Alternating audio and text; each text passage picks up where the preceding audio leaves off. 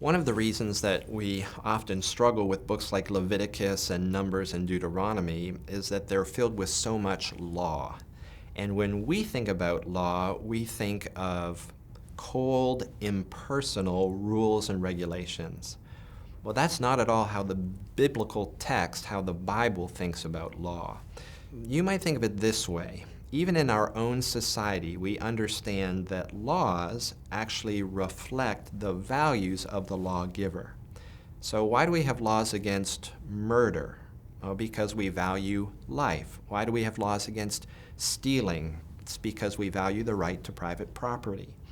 Laws reflect the values of the lawgiver. What that means, as we turn to books like Leviticus or Numbers or Deuteronomy that are filled with so much law, we have an opportunity to focus in on the values of the Lord Himself. Sometimes I put it this way: law is a window into the heart of God.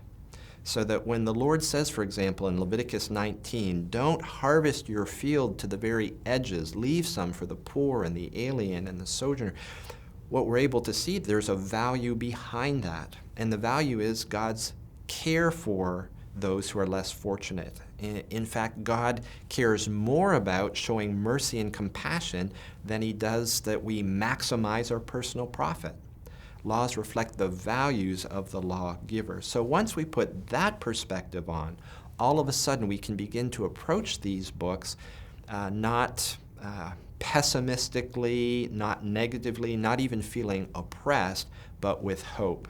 In fact, the longest psalm in the Bible is Psalm 119. And when you read through it, it's a psalm that celebrates and delights in the law of God. And what we need to remember is that when the psalmist is talking about the law of God, he's talking at the least about books like Leviticus and Numbers and Deuteronomy. He says he burns with desire for these things.